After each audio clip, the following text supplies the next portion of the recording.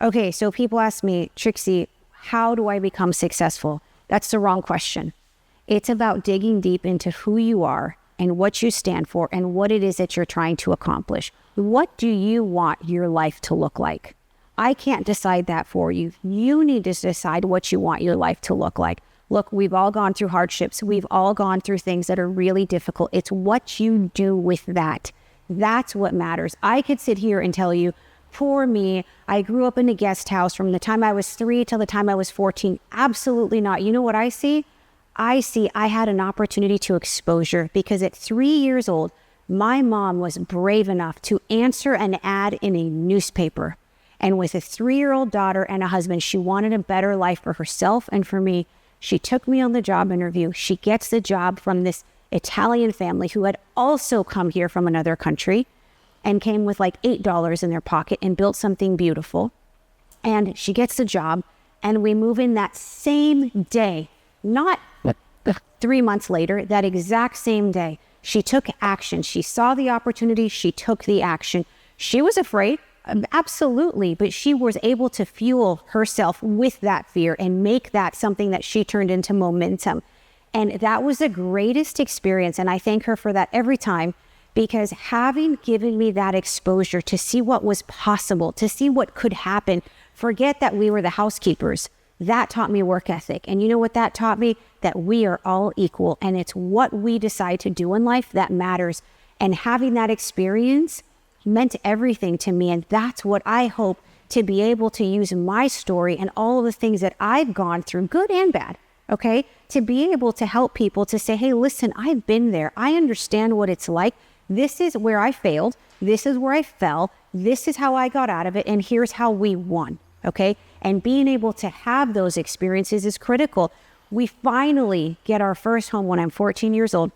We move, new high school, new things, all the things. I try out for two sports teams, and I get both of them. And I think, oh my gosh, this is amazing. I'm going to go make friends. I'm going to meet everybody.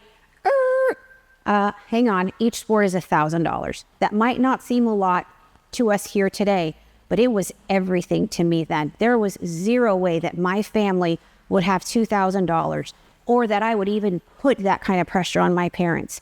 And I thought, okay, I really, really want this.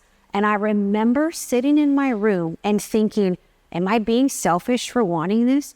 I worked so hard to make it on these two teams. Am I being selfish? No, this is what I worked for. I got to find a way.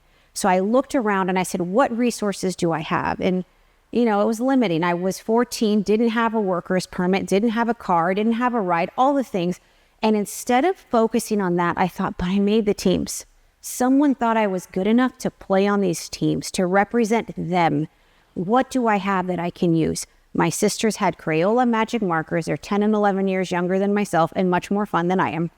And the neighbor across the street had a computer paper, right, with the old school with the holes on on the sides. I made my first set of business card, Trixie's Tutor Time. I'll never forget, I walked across the street to the principal and explained to him what I was trying to do. Within 30 days, I can't make this up, within 30 days, I was making more money than both of my parents combined. What I walked away with that time, where there's a will, there's a way. And I am living proof that that's absolutely the truth. So I then decide, okay, I'm making so much money as a tutoring company. I am going to go and walk into a bank and I'm going to learn how money works. So I walk into a Wells Fargo branch. I had a friend that worked there and I asked them for a job, of course. And they were like, you're only 17. We can't hire you unless you're 18. Long story short, they hire me as a teller. And I'm so excited.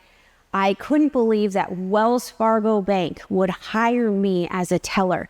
It was beyond ecstatic. And I was determined to be the best teller I possibly could. But I wasn't.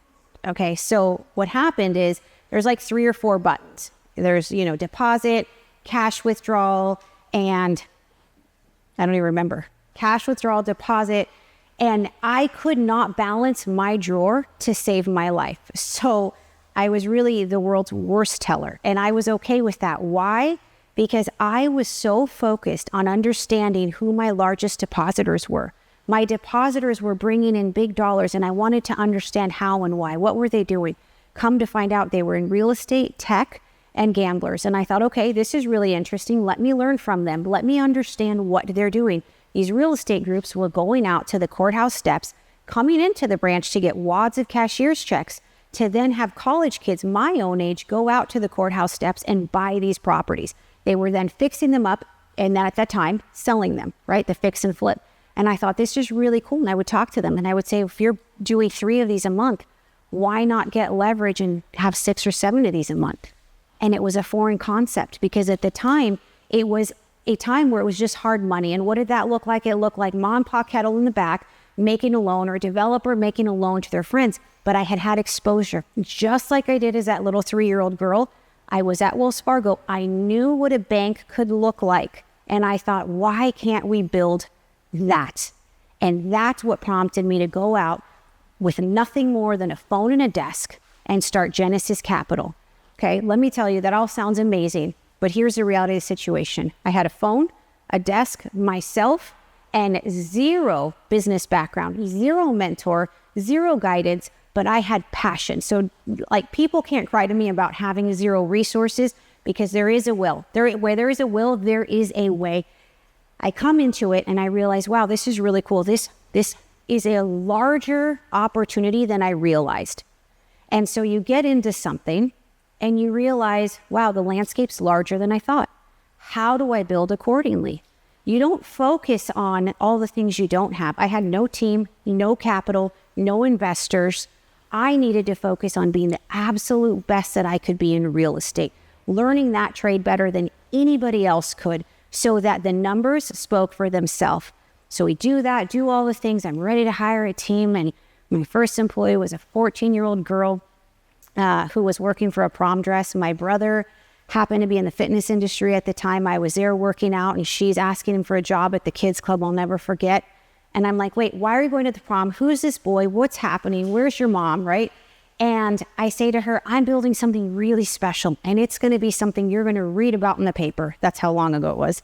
And I go through it. I explained it to her. So that was my first employee. My second employee, her best friend, when she gets the lead to the high school play. Third employee, my nephew, who I paid in gas money. All of us built something so incredibly special that Goldman Sachs decided to buy it. While all of that was going on, I would sit with my clients and I would talk to them and I would say, hey, listen, what are the challenges that you're having? Where are you seeing the market going? Tell me, what is slowing down your business? If you had the opportunity to have a blank check, I remember asking this question, what would slow you down from being able to deploy it? And they said to me, Trixie, the inventory is what's lacking. It's great that you can make these loans for me, but if I don't have houses to buy, that became a me problem. So I set out to figure out how I can solve that problem. So how can I get the banks and servicers, the Bank of America, the Chase, the FDIC, HUD, all of these large institutions which had distressed assets sitting on their balance sheets, and help them understand, A, what that was really worth, and B, that they could move it to these groups, these regional groups that were redeveloping and revitalizing communities. And if I could figure out that piece using technology, I knew that I could be that bridge. And that's exactly what I started. And that was Genesis Auctions, that then became Hudson and Marshall. So let me tell you, fast forward, okay, past all the hardships, because there's a lot that goes into that, but that's where you find out from Success Unlocked. And both of those companies, I had the great privilege to sell, one to Fidelity National Title and the other one to Goldman Sachs. And I share that with you because it can happen, and it absolutely is in the cards for you if you want it, but you have to really align yourself with the best. You have to really decide, okay, I am all in. It is not simply I've just put it on, I manifested it, I put it on a vision board. That's all great. That's all amazing, but you have to figure out what are the steps and work backwards from there and put yourself in an environment with people that have done it, people that know more than you, and exposure for you, right? That 3-year-old girl, that teller that saw more, putting yourself in the rooms where you are now exposed to what's possible, to what is bigger and better. That's a big part of it, because we as humans, we tend to imitate, right? And that's an incredible thing. We tend to say, oh, I visually saw that, so I learned that. That's so incredibly important. And Success Unlocked today is a culmination of all of this, and not just my story, but many other founders that have done incredible things and have done it repeatedly over and over and over. And I have to tell you, every single time I sit down with a founder, I am blown away by how much blood, sweat, and tears have gone into it, how authentic they are, how willing to help everyone they are, how willing to share, hey, heads up, be careful, here's a resource, all the things.